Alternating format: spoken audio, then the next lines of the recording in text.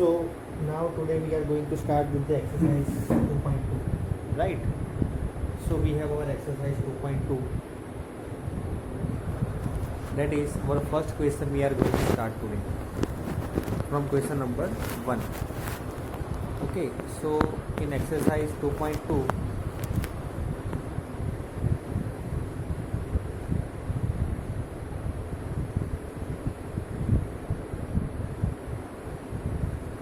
our first question. Okay, you just open your NCERT book and you read the question. I am reading it. When set A is given, set A 1, 2, 3, 4, 5 till 14. What we have to do? We have to define a relation R. Okay, the relation R is given, that is x comma y, where 3x minus y is equal to 0, and x and y are belonging to A. X and y belongs to A. This is given in your question. Okay, this is given in your question. So now we are supposed to find relation. Set A is also given. 1, 2 till here they have given, that is 14. Chalo.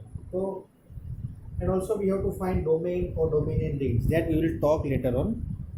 We will talk about it later on, right? Right now, let us first of all find the relation R. ठीक है, let us find it. चलो, तो ये जो set दिया हुआ, ठीक है, रिलेशन R, उसमें से हम फाइंड करेंगे एक्चुअल, मतलब रोस्टर फॉर्म में कैलकुलेट करेंगे. ठीक है, ये जो x, y जो है x, y, ठीक है, बिलोंगिंग्स टू A, तो हमें 3x minus Y is equal to 0. 3x minus Y is equal to 0 मैं यहाँ पे दिख रहा हूँ. ठीक है, because this is very basic thing which is given over here. अब अगर मैं x की वैल्यू जो है यहाँ से x और y दोनों बिलोंग्स टू A है, मतलब x की वैल्यू अगर मैं 1 कीप कर रहा हूँ, ठीक है, अगर x की वैल्यू मैं 1 रख रहा हूँ तो y की वैल्यू क्या आएगी? y की वैल्यू आएगी 3 minus Y. So 3 is equal to Y, means Y is equal to 3. तो हमारा एक सेट जो मिला, अगर x की वैल्यू 1 है तो y इज इक्वल टू 3. ये यहाँ पे चीज़ बहुत समझनी है हमें, right? See what I have done, this is given, ठीक है, 3x minus Y is equal to 0.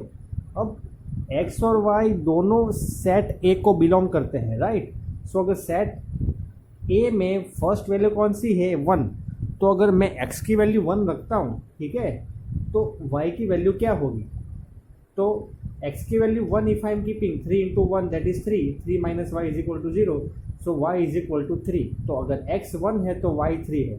Same situation आप y इक्वल टू 1 पे चेक करो तो x की वैल्यू जो है सेट M में नहीं आएगी, तो हम वो नहीं कर सकते हैं. ठीक है, तो ऐसे ही हमें ढूंढना है. For example, if I keep now value of x equal to 2, अगर मैं यहाँ पे 2 रखता हूँ, 3 2 जा 6, तो y की वैल्यू क्या मिलेगी?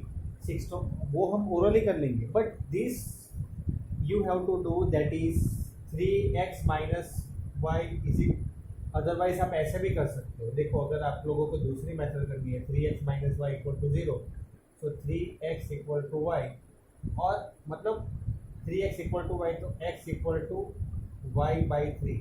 ठीक है, तो इसका मतलब क्या हुआ कि 3x इक्वल टू वाई, अगर आप y की जो भी वैल्यू रखोगे, ठीक है, 3x minus Y equal to 0, तो 3x इक्वल टू वाई, तो x की वैल्यू आएगी y by 3. Same way 3x minus Y equal to 0, x की जगह पे मैंने रखा 1, तो 3 into 1 minus Y is equal to 0. So 3 minus Y is equal to 0, 3 is equal to y, because 0 plus y is y only. So y equal to 3. अगर x की value 1 है तो y की 3. ठीक है, चलो यहाँ तक कोई कंफ्यूजन हो तो मुझे बताओ.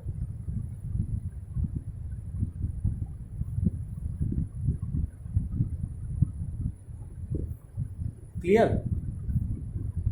चलो, तो हम ऐसे ही अगर हम सॉल्व करें, ठीक है, x की वैल्यू अगर 2 रखता हूँ मैं यहाँ, x की वैल्यू अगर 2 कीप कर रहा हूँ 2, सो 3 2 जा 6. सिंपल, आपको जो भी वैल्यू जो है मल्टीप्लाई विथ 3 करना है. समझ लो मेरी बात इन शॉर्ट, कि ये जो आएगा 1 इंटू 3, 2 आएगा तो 2 इंटू 3 6, 3 आएगा 3 इंटू 3 जा 9, 4 आएगा 4 3 जा 12। क्यों? बिकॉज 3 इज इन डिनोमिनेटर, तो 3x माइनस वाई, अगर आप y की वैल्यू अगर आप 1 रखते हो, y की वैल्यू, ठीक है मेरी बात को समझो यहाँ पे, y की वैल्यू, ठीक है y की वैल्यू कब मिलेगी? 3 इंटू एक्स करेंगे तो, ठीक है। तो ऐसे मतलब ये लॉजिकल है, अगर ये पता ना चले तो कोई बात नहीं, but this you understand, 3x minus Y equal to 0, तो x की वैल्यू 1 रख रहा हूँ मैं, तो y की वैल्यू 3 मिलेगी। तो same way what I am going to do, that is r is equal to, अगर 1 रखा तो वैल्यू क्या मिली? 3, अगर 2 रखूँगा तो वैल्यू क्या मिलेगी? 6, अगर 3 रखूँगा तो 9, और अगर 4 रखा तो 12। बस यही चीज़ समझनी है आपको। अगर ये समझ लिया तो ये जो है मतलब कि कैसे लिखते हैं रोस्टर फॉर्म में, तो वो आपको समझ में आ जाएगा। तो इसकी डोमेन, अगर अब हम लिखती है डोमेन, तो इसकी डोमेन क्या आएगी? डोमेन इज इक्वल टू 1 2 3 4 आएगी, राइट? 1 2 3 4, 1 2 3 4 डोमेन। चलो उसके बाद को डोमेन, को डोमेन क्या आएगी इसकी? चलो को डोमेन को बाद में लिखते हैं, रेंज लिखते हैं, रेंज। चलो रेंज क्या आएगी? 3 6 9 12, 3 6 9 12। सी डोमेन और रेंज तो वेरी सिंपल है, कैसे करेंगे? जो भी x के कोऑर्डिनेट्स है 1 2 3 4, तो आप लिख दो डोमेन, और जो भी y के है 3 6 9 12, तो 3 6 9 12 वो रेंज, ठीक है। अब रही बात को डोमेन की, तो हमने स्टडी किया था को डोमेन जो है वो पूरा जो है दैट इज a 1 2 3 till 14, ठीक है, हो गया, दैट्स इट। यहाँ पे आपका पूरा आंसर नंबर 1 कंप्लीट हो चुका है, राइट। तो ऐसे क्वेश्चन जो है वो आपको कैसे सॉल्व करते हैं मैंने आपको बता दिया अभी। ये जो है very important thing to find R. तो how we are going to find the R? 3x minus Y equal to 0। So from this you have to keep the value of x from here. If you keep 1, 3 into 1 that is 3. So y is equal to 3. If you keep x 2, 3 2 is 6. So y is equal to 6. If you keep x equal to 3, 3 3 is 9. So y equal to 9. And if you keep x equal to 4, 4 3 is 12. So y equal to 12 and x equal to 4. So like this way, what you are going to do? You are going to get the answer. Right? So answer 1. I hope that you understood. So now let us move with answer number 2. Answer number 2 we have, define a relation R on set of natural number. See natural number दिया हुआ है, ठीक है, ये चीज भी समझना आप लोग। नेचुरल नंबर दिया हुआ है, यहाँ पे R नहीं दिया हुआ, राइट? नेचुरल नंबर दिया है यहाँ पे। Answer number 2, define relation R on the set N of natural numbers by it is given R, that is x comma y, where y is equal to x plus 5 and x is a natural number less than 4, ठीक है। x is natural number less than 4 और x और y दोनों किसको belong करते हैं? x और y is belonging to natural number। ये सेट पूरा दिया हुआ है, राइट? तो ये बहुत इंपॉर्टेंट चीज़ है यहाँ पे। इन शॉर्ट कुछ नहीं करना है। देखो अगर x की वैल्यू आप 1 रखोगे तो 5 + 1 6 आएगा। तो अगर मुझे r ढूंढना है तो कैसे ढूंढूंगा मैं? अगर x की वैल्यू मैंने 1 रखी तो y क्या मिलेगा? 5 1 + 5 6, ठीक है। और x की वैल्यू अगर मैंने 2 रखी, 5 + 2 7, ठीक है। x की वैल्यू अगर मैंने 3 रखी, 5 + 3 8। x की वैल्यू अगर मैंने 4 रखी, but x is natural number less than 4, तो बस हो गया यहाँ तक। x की वैल्यू, y की वैल्यू तो ज़्यादा हो सकती है लेकिन x ही हम नहीं रख सकते, तो y कैसे रखेंगे? हो गया, हमारा रिलेशन R जो है वो आ गया, ठीक है। बस यही करना था हमें। इसके बाद तो सिंपल है, डोमेन ऑफ R। डोमेन क्या बनेगा? 1 2 3। तो domain of R, domain of R वो क्या होगा? 1 2 3। और इसकी रेंज क्या होगी? 6 7 8। Range of R is equal to 6 7 8, ठीक है, हो गया। That's it, complete, everything we have completed.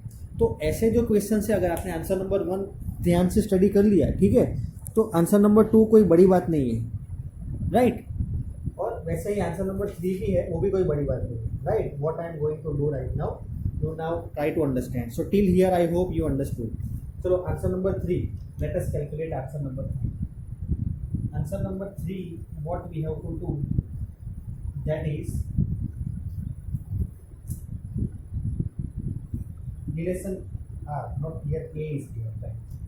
Let us see here, answer number 3, A is equal to 1 2 3, 1 2 3 4 नहीं है, 5 है यहाँ पे, तो ये गलती मत करना एग्जाम, ठीक है।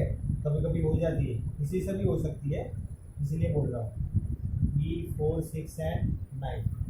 चलो, तो हमें रिलेशन आर डिफाइन करना है कि x and y where difference between x and y is odd. चलो हाँ, तो हमें रिलेशन आर ऐसे सेट करना है कि इन दोनों का डिफरेंस जो है वो ऑड नंबर आए। See it is given, you see in the NCERT book the question, you read it, or we have to define x and y where difference between x and y is odd.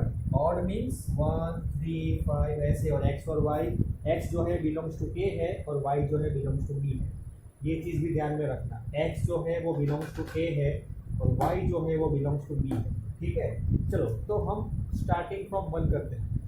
4 - 1 कर सकते, difference मतलब 1 - 4 और 4 - 1 हम कर सकते हैं। यहाँ पे आप वो चीज़ के मैटर मत करना, ठीक है। We know that addition is subtraction is not competitive, right. लेकिन यहाँ पे ये चीज़ मैटर नहीं करेगी, डिफरेंस दिया हुआ है, राइट। तो डिफरेंस तो भाई 1 और 4 का, और 4 और 1 का 3 ही आएगा, और 3 कौन सा नंबर है, ऑड है, तो 1,4 लिख सकते हैं, ठीक है। तो उसके बाद 1 और 4 हो गया, देन 1 और 6, 1 and 6 का डिफरेंस दिखता है। तो what is the difference of 1 and 6 5, so we can write it is odd number. 1 and 9, चलो हाँ, अब यहाँ पे 1, 9, सो 9 - 1 दैट इज 8, तो हम वो नहीं लिख सकते, right. So 1,4 1,6। Now take 2 2,4 can be write, no, because 4 - 2 difference is even number, so we can not write. Same way here also 2,6 we can write, 6 - 2 that is 4, we can not write. 2,9 yes we can write 2,9 because the answer is 7 and the difference is odd number। तो ऐसे ही अगर हम करने को जाए तो 3,4, फिर उसके बाद 3,6 3,9 लिख सकते हैं, नहीं क्योंकि इवन हो जाएगा, तो 5,4, हाँ 5,4 लिख सकते हैं। तो उसके बाद after this 5,6 also we can write, 5,9 नहीं लिख सकते क्योंकि वो डिफरेंस कौन सा हो जाएगा, इवन नंबर हो जाएगा। चलो, तो यहाँ तक कोई कंफ्यूजन, ये सेट बनाया मैंने, सेट आ, राइट। तो ऐसे सॉल्व किया मैंने, तो हमारा आंसर जो मिला वो set R is equal to 1,4 1,6 2,9 3,4 3,6 5,4 6,5। अब आपको चेक करना है तो मेरी बात को सुनो, किसी भी डिफरेंस को ले लो, यहाँ पे आंसर ऑड नंबर ही मिलेगा। 4 - 1 3, 6 - 1 5, 9 - 2 7, 4 - 3 1, 6 - 3 3, 5 - 4 1, 6 - 5 1, ठीक है ना, सभी ऑड नंबर है, हो गया आंसर। तो रोस्टर फॉर्म में लिख दिया, हो गया, दैट्स इट, यही करना है, राइट। तो आंसर 3 तक क्लियर है आप लोगों को। Now let us move with answer number 4। Answer number 4 that we have, अब यहाँ पे फिगर दी हुई है, हाँ फिगर दी हुई है, तो ये आंसर नंबर 4 में जो है फिगर दी है दैट इज 5 6 7, और ये जो दिया हुआ है ये भी दिया है दैट इज 3 4 एंड 5, 3 4 5, तो ये जो है यहाँ पे जा रहा है ऐसे, ठीक है। तो इसे हमें क्या करना है, 2 पार्ट में लिखना है, राइट। दो फर्स्ट पार्ट में क्या है ना, सेट बिल्डर, हाँ अब यहाँ पे मैनी आंसर्स पॉसिबल है। सेट बिल्डर फॉर्म में देखो, सेट बिल्डर फॉर्म मतलब हम किसी भी तरह से लिख सकते हैं, लेकिन उसका जो आंसर है वो इससे मैच होना चाहिए, ये फिगर से। तो अब मेरी बात को समझना आप ध्यान से, राइट। सेट बिल्डर फॉर्म में लिख रहा हूँ मैं इसे, चलो। तो सेट बिल्डर फॉर्म में जब भी मैं लिखूंगा यहाँ पे, राइट, तो 5,3 6,4 एंड 7,5 होना चाहिए। तो आप मेरी बात को समझो, इसका डिफरेंस कितना है? 5 - 2 करेंगे तो 3 मिलेगा, 6 - 2 करेंगे तो 4 मिलेगा, 7 - 2 करेंगे तो 5 मिलेगा। ये चीज़ अंडरस्टूड है, हमें देख के ही पता चलनी चाहिए, राइट। ये जो स्किल्स डेवलप करनी है यहाँ पे, तो मैथ्स जो है, मैथ्स आपको वही चेक करता है आपका, राइट, कि आप क्वेश्चन देख के कैसे रिएक्ट करते हो। तो अगर ये चीज़ आपने समझ ली तो आप कोई भी क्वेश्चन सॉल्व कर पाओगे।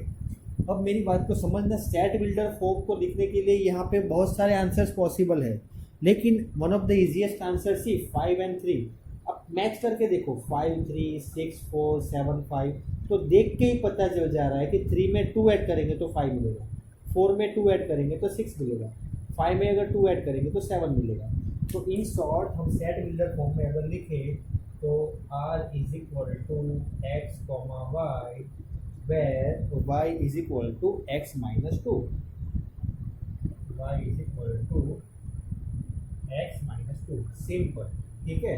y जो है दैट इज x में से 2 सब्ट्रैक्ट करेंगे, 5 - 2 3, 6 - 2 4, 7 - 2 5। इसे आप ऐसे भी लिख सकते हो, x is equal to y + 2, तो भी सही है, right. And x belongs to, हाँ अब ये p है और ये q है, तो यहाँ पे x बिलोंग्स टू, x में से माइनस करना है ना, तो x बिलोंग्स टू p, तो let's see, this is our set builder form. x belongs to p आएगा, right, x will be belonging to p।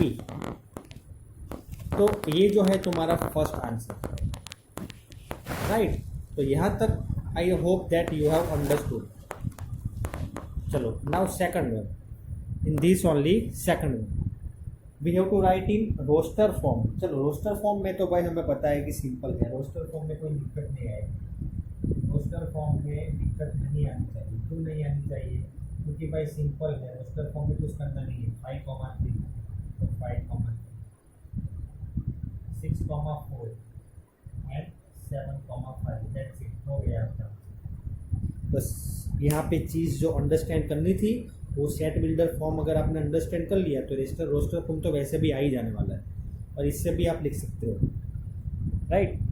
x belongs to p, तो p में कौन सी 5 6 7, तो p अगर 5 रखो, 5 - 2 3, 6 - 2 4, 7 - 2 5, आ गया। डायरेक्टली भी लिख सकते हो, 5,3 6,4 7,5, मिल गया आंसर, राइट। तो ये जो क्वेश्चन जो है मतलब कि थोड़े मतलब उतने डिफिकल्ट नहीं है, थोड़े इजी है, तो it is good for us that in this exercise this questions are little bit easy.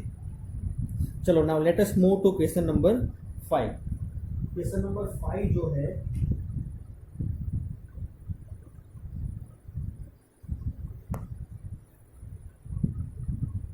Question number 5 you have set A is given 1 2 3 4 and 6, ठीक है। यहाँ पे भी 5 नहीं है, मतलब 1 2 3 4 जनरली लिखते लिखते 5 लिख देते हो, लेकिन 5 नहीं दिया है क्वेश्चन। हमें क्या करना है, रिलेशन R ढूंढना है कि जो दिया है सेट बिल्डर फॉर्म में, A, B where A and B जो है बिलोंग्स टू A, A और B दोनों belongs to A, right. And B जो है वो exactly divisible by A, B is exactly divisible by A। Exactly divisible का meaning ये तो आप लोगों को आना चाहिए, डिविजिबल मतलब रिमाइंडर 0 ही होना चाहिए, ठीक है। अगर B को डिवाइड करेंगे A से, ठीक है, तो हमारा जो आंसर जो है वो एग्जैक्टली डिविजिबल मतलब रिमाइंडर जो है वो 0 आना चाहिए। तो इसमें जो है 1 2 3 4 एंड 6 जो है, तो उसमें हम रिलेशन R को अगर लिखेंगे तो A, B और A और B दोनों है सेट A में से ही है, राइट। तो अगर 1 है फर्स्ट नंबर, तो 1 में तो सभी एलिमेंट्स आएंगे। क्यों, मैं बता रहा हूँ आपको क्यों आएंगे। Because one number is coming in all the means किसी भी नंबर को आप डिवाइड बाई 1 करो तो क्या मिलता है, रिमाइंडर मिलता है, नहीं मिलता है। 1 divide by 1 remainder is 0, 2 divide by 1 remainder 0, 3 divide by 1 remainder 0, 4 divide by 1 remainder 0, 6 divide by 1 remainder 0, means you are getting question but remainder will be 0। अब यहाँ पे जो है 2 की बारी आती है, राइट। चलो तो 2 के लिए 2, तो फर्स्ट एलिमेंट जो है वो 2 लिखेंगे और सेकंड एलिमेंट 1 लिख सकते हैं नहीं, क्योंकि 1 डिवाइड बाई 2 नहीं है, तो यहाँ पे ये हम नहीं लिख सकते हैं। ये चीज़ को समझना, 2/2, 1 नहीं लिख रहा हूँ मैं। क्यों नहीं लिख रहा हूँ? क्योंकि 1 is not divisible by 2, right, it is a factor. तो मैं ऐसा नहीं करूँगा। तो कैसे करूँगा मैं? तो भाई चलो 2,1 पॉसिबल नहीं है, 2,2 लिख सकता हूँ, हाँ लिख ही सकूँगा ना, क्यों? 2 1 2 हो गया। 2,3 नहीं, 2,4 लिख सकता हूँ, हाँ 2,6 यस। सेम वे 3,1 लिख सकूँगा, नहीं लिख सकूँगा। 3,2 नहीं, 3,3, 3,6, ठीक है ना। अब तो आपको पता चल गया होगा, राइट। तो ऐसे हम लिख सकते हैं, ऐसे हम सॉल्व करते हैं। ऐसे जो क्वेश्चन जो है तो ऐसे सॉल्व करेंगे। 4,4,